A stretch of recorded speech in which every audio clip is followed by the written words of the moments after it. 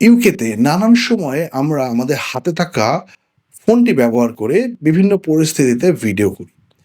এই যে ভিডিওটা আমরা করি, এই ভিডিওটা করা সব জায়গায় নিরাপদ কিনা বা বৈধ কিনা এবং কোন ক্ষেত্রে আমাদের ভিডিও করা যাবে কিনা সেটা নিয়ে বারবার ভাবতে হবে এবং কোনো, কোনো পরিস্থিতি আছে যে ভিডিওগুলোর ফুটেজ অনলাইনে আপনি আপলোড করতে পারবেন না সেটি জানতে হবে। সেটি নিয়েই আজকের এই ভিডিওটি আমি তৈরি করছি।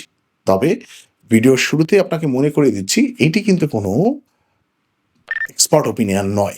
এটি একটি সাধারণ তথ্য হিসাবে আমি ভিডিওটি তৈরি করছি, যাতে করে আমাদের কমিউনিটিতে সচেতনতা বাড়ে। আমরা নানান পরিস্থিতিতে কোনো কিছু হলেই কিন্তু আমরা ক্যামেরাটা বার করে আমরা ভিডিও করে ফেলি এবং অনেক সময়েই কিন্তু অনেকেই সোশ্যাল মিডিয়াতে আপলোড করে ফেলি।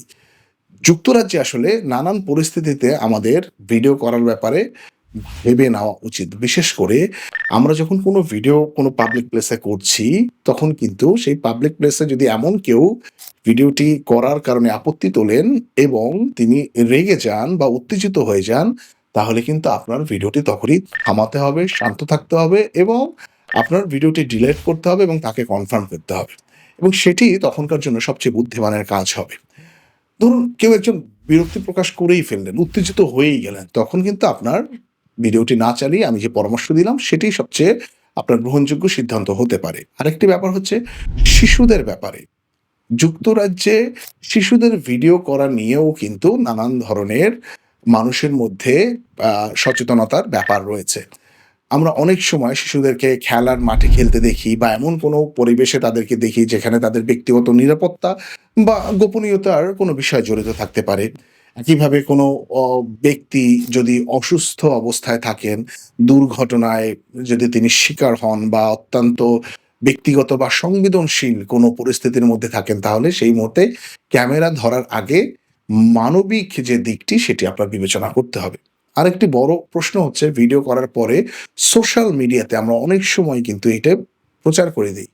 আমাদের অনেক সময়ে এমন হয় যে আমাদের এই প্রকাশের কারণে কিন্তু যিনি প্রকাশ করেন ভিডিওটি তিনি অনেক সময় মানহানি বা গোপনীয়তা বা হয়রানি বা অন্যান্য আইনি নৈতিক সমস্যার সামনে পড়ে যান, জড়িয়ে যান। বিশেষ করে কারো যদি সম্মানহানি হয় বা ভুল তথ্য ছড়িয়ে যায় অথবা কাউকে লক্ষ্য করে বিদ্বেষ সৃষ্টি করা হয়, এমন ভিডিও প্রকাশের আগে কিন্তু আপনাকে খুব সতর্ক থাকতে হবে। অনেক মানুষ রাগের মাথায় ভিডিও ধারণ করেন এবং পরে এটি সোশ্যাল মিডিয়াতে এটা অনেক সময় দিয়ে দেন এবং সমস্যায় পড়েন। আমাদের মনে রাখতে হবে প্রযুক্তি আমাদের হাতে শক্তিশালী একটি মাধ্যম করে দিয়েছে, কিন্তু সেই শক্তির সঙ্গে কিন্তু দায়িত্বও আসে।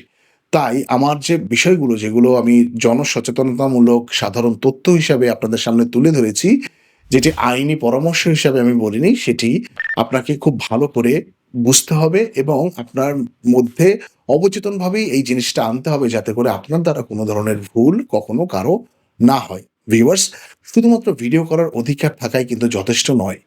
সেই অধিকার কিভাবে দায়িত্বশীলতার সাথে ব্যবহার করতে হয় সেটাও কিন্তু আমাদের জানা জরুরি। প্রত্যেকে ভালো থাকবেন এই কামনা করছি।